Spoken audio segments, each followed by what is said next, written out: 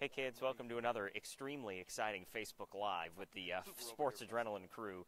Tony might be out of frame right now because he just refuses to get close, like we're not a team or something. Hey John, Matt, Tony here. Pretty routine win. I mean, didn't really overly impress us in any way, but second half here, UNLV plays a lot better than they play in the first half. They get the win over San Jose, 76-67. And moved to 5-4 in Mountain West play. Back-to-back wins here at home, so moving in the right direction. But I did call it, Matty. I didn't think that they were going to be stellar by any stretch, and they weren't in the first half, but they did improve in that second half. Well, thank you, John. Oh, Matt. Can I go? You should. I mean, I should have known better because we've talked about it all year. They just don't play lockdown defense, at least not often enough. You'll see it on occasion where they'll give, we've talked about it, that token press, Tony. They show a little full court. They had a couple nice blocks in this game, but they just don't really get after it on defense like they should. Guys turn the corner way too easily. They get into the lane way too easily, and there's just nobody there to contest a shot at the rim for the most part. And that's really what let San Jose State stick around. I mean, they were dominated. If you look at the stat sheet, they were dominated in every statistical category in this game, and somehow it ended up being, a 9-point game? Yeah, and with about 4 minutes to go, I mean, I think they got it down to 7 or something like that. And UNLV, in winning time, did at least push back a San Jose State run. And San Jose had a couple runs in this one, Tony. But what do you make of this second half? Again, just to point it out, second half clearly better than the first half here tonight. Well, in the second half, UNLV shot 56% from the field, and so they put it together. They had a nice stretch there where they made 8 consecutive shots. And I think one of the biggest differences was the lack of offensive rebounding for San Jose State. And we just heard Coach Menzies say that he had 3 and 4 players crashing the boards at one time, and the end result was just 4 offensive boards for San Jose State. I just felt that UNLV should have put them away, the Spartans, just a little bit sooner, in the game. They had a good chance, an opportunity there with about 6 or 7 minutes where they went through that streak, where they were making a lot of field goals, where they really, were lacking the killer instinct. But now they go on the road, and for UNLV, just the one conference loss on the road, and I think that they are gaining more confidence every day.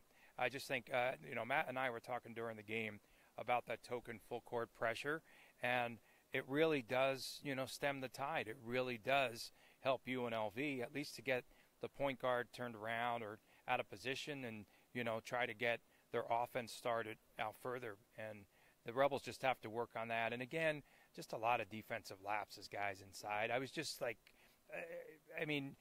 the end result, they win the game. That's good.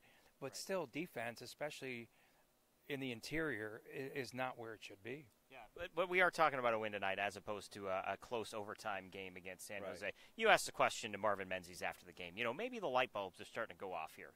It's 9 games in a conference play now, which is kind of shocking, and maybe it takes a second time through facing an opponent a second time. But do you feel like the light bulb is kind of turning on for these guys? Well, what I asked him was whether or not, because he preaches a lot about having to learn how to play in conference, play the Mountain West style of basketball because the teams know you better. It's a different grind. You see these teams twice, and now they've won back-to-back games for the first time in conference all season, and they're above 500 in conference for the first time all season. So have they turned a corner? It looks like they have, but I think the biggest reason behind that is they're feeding the post more. McCoy has been extremely involved in the last 2 games. It took a little while in the first half to get him going, but once they did, and him and Houston started getting touches, another huge game. 22 and 17 for McCoy tonight, 10 and 9 for Houston tonight, and he battled some foul trouble this evening, ended up with 4 personal fouls and only got 26 minutes, I think. But even still, 10 points, 9 boards. Everything in this team needs to run through the post, in my opinion. Every time you have an offensive possession, you need to make sure that Houston and McCoy are getting their touches. I tweeted this out earlier. Early in the season, the narrative was this team goes where Mooring goes. If he doesn't have a big shooting night, then they're not going to win. He hasn't had a big shooting night the last 2 games, and they've looked very impressive, just offensively anyways, in both of those wins. Yeah, so now they go on the road. I think this road trip is going to be pretty telling, Tony. It's at Boise, and then is it Reno? At Reno? Yeah. Reno. So Boise, Reno. You lose to Boise, and first matchup against Reno. I feel like if this team brings it, you look at it, you can easily see this team losing both. Or if they play like they did against San Diego State, not so much tonight, but maybe they pull off a couple road wins here. And I know they're going to be 2 tough wins, but maybe this is the part where I can start to turn the corner on this team. They come up and maybe at least get a split here, maybe go to Reno, and I know they're undefeated at home this season, but I think they surprise the conference. I think they get a win in one of these games here. I think they surprise a lot of Rebel fans, too. Well, they're going to have to surprise us by playing better defense, I think. And then also, Mooring can't continue tonight, 3 of 11 from the field, 0 for 6 from behind the arc. And I think that Jovan Mooring is going to be a key, as they head now into a real difficult stretch within the conference. But let's face it, guys. I mean, you said you tweeted something out. I think I tweeted something out, too, today, in which I said, they're playing now for postseason, right? Just improve your position so you don't get stuck in a really bad seed, and then just continue to improve. And they just need to find consistency, I think. And on the road, they're probably a better team on the road, at least in conference play. They've proven it to me, And so hopefully they can steal at least one of those. A split wouldn't be the worst thing, because then they could come back 17-7, right? Yeah. I think it'd be a good thing. I won't be as Debbie Downer playing for seeding. I don't think that. I think you're not even halfway, or you're halfway through conference play. 5-4, not a great spot, but this team could get hot, and they could get hot at the right time, which is now with about a month and a half before the conference tournament. They got to start cranking it up, and maybe they do that again. At least a split. If they somehow come away with 2 wins, I'll hop on this.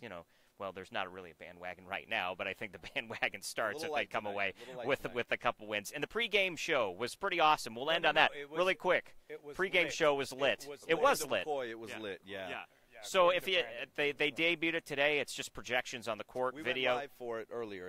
It's up on our Sports Adrenaline page if you want to take a look at it. It's a pretty impressive show. Now hopefully the team starts matching the pregame intensity. All right, for Matt, Tony, I'm John. We'll see you next time.